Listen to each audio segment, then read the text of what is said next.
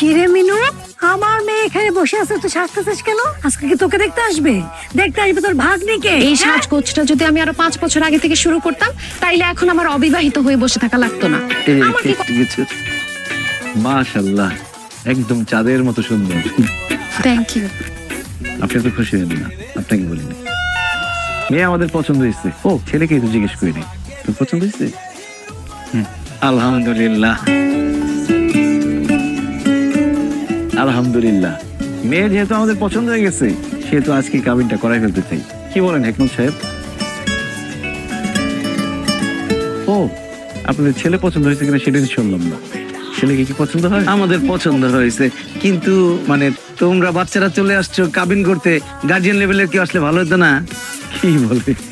ছেলের বাবা আমি নিজে চলে আসছি, আরো গার্জিয়ান লাগবে? ছেলের বিয়ের জন্য বাবাই তো যথেষ্ট, তাই না হেকমত সাহেব? বাবা মানে মানে তো তুমি মানে তুমি, আরে আপনি তো মনে করছি তুমি সর্বোচ্চ ছেলের বড় ভাই, বাবা হলেন কিভাবে আপনি? বিআই সাহেব, আপনি তো ভীষণ রসিক মানুষ। বাবা হলাম কিভাবে এটা এখন সবার সামনে বলতে হবে যে আমরা পিতা পুত্র? আসলে আপনাকে দোষ দিয়ে লাভ নাই, সবাই এরকম কনফিউজ হয়ে যায়, ভাবে আমরা দুই বন্ধু অথবা বড় ভাই ছোট ভাই। আসলে আমাদের বংশের ট্রেডিশনটা এরকম, আমরা অল্প বয়সে বিয়ে করি, অল্প বয়সে বাবা হই, যাতে করে আমরা নাতির ঘরে পুতি, পুতির ঘরে নাতি এরকম দেখতে পারি। যেমন আমি বিয়ে করেছিলাম যখন, তখন আমার বয়স ছিল 21 বছর 1 দিন, আর আমার ছেলের বয়স এখন 21 বছর 10 দিন। এই যে 9টা দিন পিছিয়ে গেল, পরীক্ষা চলতেছে, এই জন্য বিয়েটা করতে পারে নাই। তবে আজকে বিয়ে করলে মোটামুটি 9 দিনের মতো লস হবে, বেশি লস হবে না। তবে আমার ছেলের কিন্তু শারীরিক বয়স কম। শারীরিক বয়স কম মানে? মানে জন্মের পরে সবাই জন্ম নিবন্ধন করতে গেলে বয়সটা হাইট করে না, কমায় লিখে। আমাদের বংশে সবসময় 2 বছর বাড়ায় লিখে, যাতে করে বিয়ের সময় কোনো ঝামেলা না হয়, আইনি কোনো জটিলতা না হয়। তার মানে আপনার ছেলের বয়স 19 বছর 10 দিন।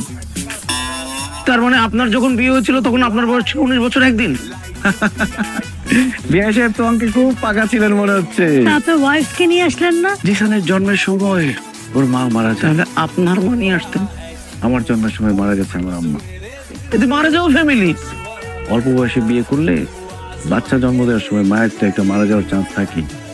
মানে এমন মারা যাওয়া ফ্যামিলির মধ্যে আমার মেয়েকে আমি কেন বিয়ে দিতে যাব? না না না, এই তো ঝামেলার ফ্যামিলি, আমাদের হবে এই বিয়ে ক্যান্সেল। আমি রাজি না। আমি রাজি। আপনি তো আমার থেকে বয়স অনেক বড়, আমি তো আপনাকে বিয়ে করব না। আরে দূর বোকা ছেলে, তোমার কথা বলছি নাকি? তোমার বাবাকে আমার পছন্দ হয়েছে। এই যে বিয়ে করবেন আমাকে, করেন না বিয়ে প্লিজ। জিসানের মা বানান খালাম। আরে পাগল হয়ে গেছে নাকি বিয়ের জন্য? এই যে নিয়ে যাও ভিতরে। শুনেন, আমরা আপনাদের সাথে কোনো রকম সম্বন্ধ করবো না, আপনারা আসতে পারেন, গেটের দিকে যান।